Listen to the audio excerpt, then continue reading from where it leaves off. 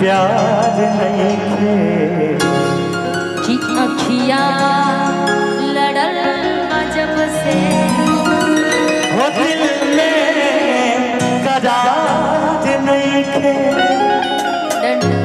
अखियाँ लड़ल जब से दिल में कैमरामैन फोकस करार नहीं खे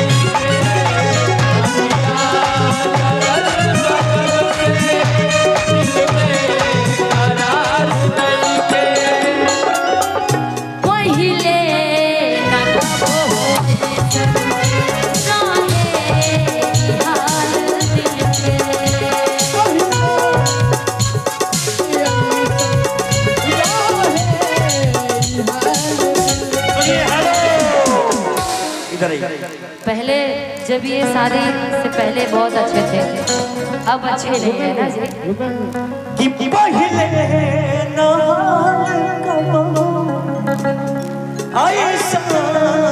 रहे दिल के कि कुछ बुझात नहीं थे हमरा कि का हो गइल बा मिल के कि कुछ बुझात नहीं थे हमरा कि का हो गइल बा मिल के। सुनी कि तोहरा सिवाय जग में सच्ची ना एगो वाइफ है हमारी जिसको मैं बहुत प्यार करता हूँ। बदल हर किसी को अपने अपने पत्नी से प्यार करना चाहिए। आपका भी पति होगा तो हमको भूल जाएगा, उसी को प्यार करेगा। कि तोहरा सिवाय जग में केहू हमार नहीं है। सिवाय जग में केहू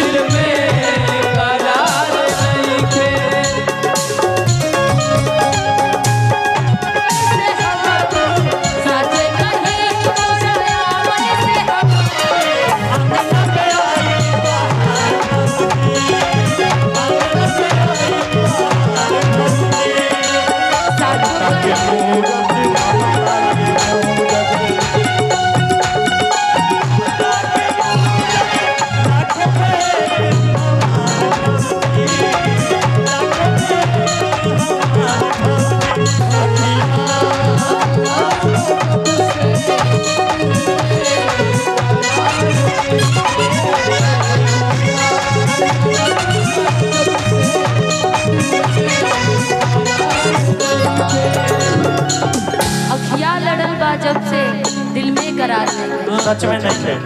सोचत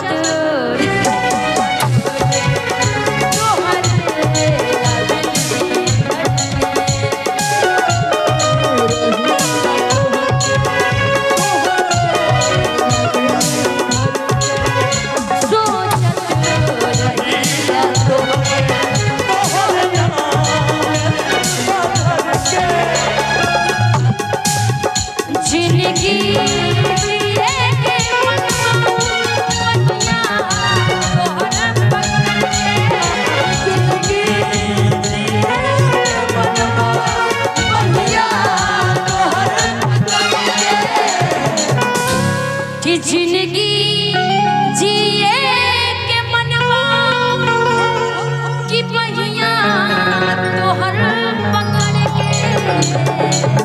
देखिए ये सब मजा ले रहे हैं सब लोग आगे वाले।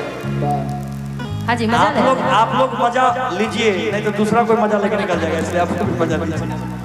कि जिंदगी जिए के मनवा की पहिया तोहर पकड़ के। कि ऐसन बीमारी कबनो सुधार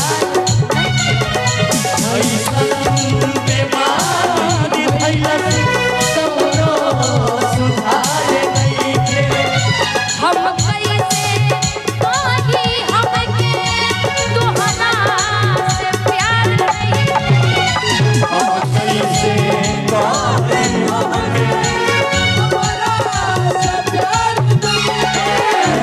तोहरा सिवाय जग में केहू हमार नहीं है। तोहरा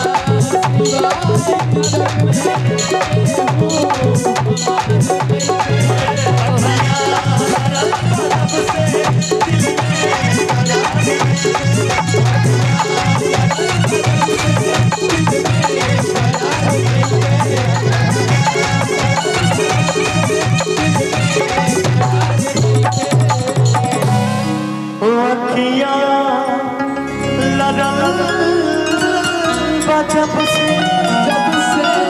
दिल में करार।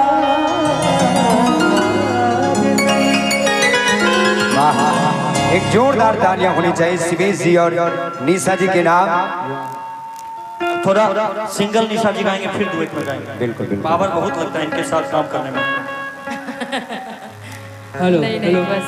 माइक थोड़ा पतला कीजिए, प्लेन कर दीजिए कोरस माइक।